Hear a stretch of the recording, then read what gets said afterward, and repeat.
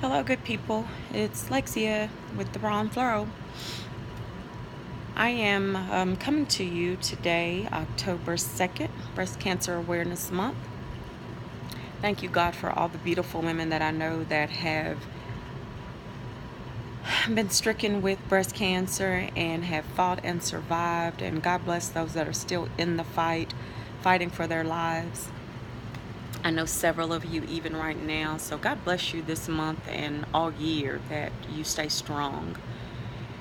But I wanted to come back to my last video where I left off about forgiving people in your life, or people in general that don't deserve your forgiveness. Forgiving people when they don't deserve it. But I have struggled today to try to figure out how to also address the heinous acts in Las Vegas last night. The mass killing, the last time I looked, the count was 50, with so many injured. I thought, my God, how do I address this? Where do I start? How do I help the people heal from this tragic news of local terrorism, I guess is the best way to describe it. There's so much going on in the world today, so many things that are important, some lots that are not important that we focus on. But when something like this happens, it causes you to stop and say, my God, what is really important? My heart goes out to the families that now have to bury loved ones who just went to a concert to enjoy an artist and have fun and let their hair down and relax a little bit. Their lives were taken. Their lives were taken. My God, where does it end? And I know many of you will quickly, blame God and ask, where's God in all of this? Well, as we all know, God doesn't force himself on us. It's a relationship of acceptance. If you want him to dwell within you, you have to accept him into your life. And just as well as the things of God exist, things of the enemy exist. Evil, deceit. And I just have to believe that when all of this comes out, this person or these persons that the person that's responsible for this heinous act was suffering some type of grief, loss, or illness going on inside of them that will cause them to take such drastic measures and take the lives of people that they don't even know, leaving the families to deal with the loss, the death of loved ones that will never walk back in the door again at the hands of somebody that they didn't even know. I can't imagine having to deal with that on top of your loved one dying, them being a part of history now, going down as one of the most tragic days in American history. My God, that is a list that you don't ever want your family members to be on. And so again, my heart just goes out to them. But you may be surprised that my heart also goes out to the gunman.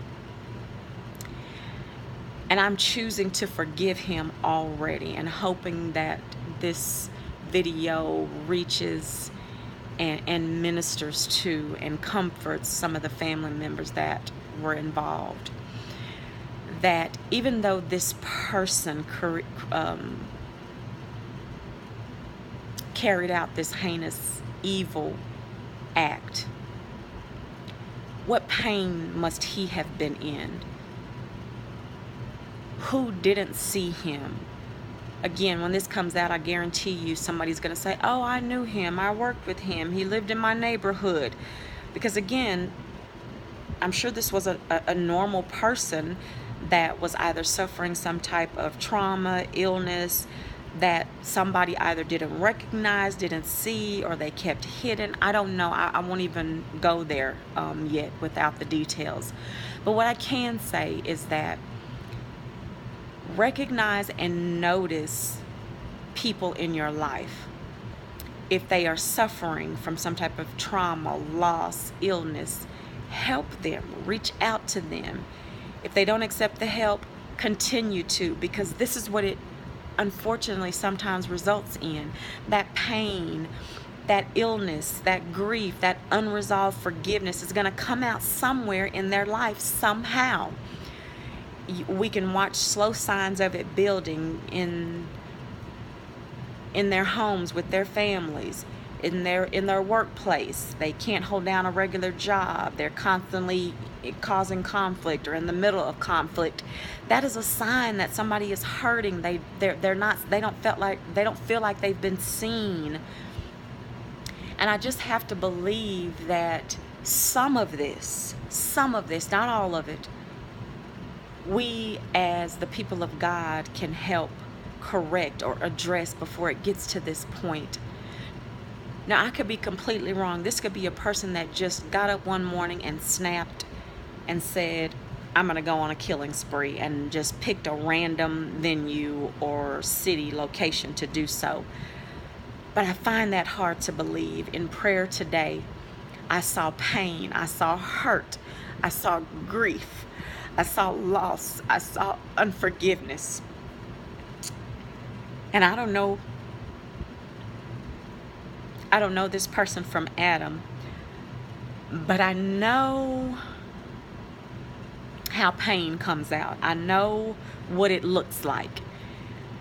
And so I'm asking you just to make sure that you are paying attention, seeing and addressing things that are going on with your family members, your co-workers, because all human beings want is to be seen, to be heard, to be acknowledged as a whole person.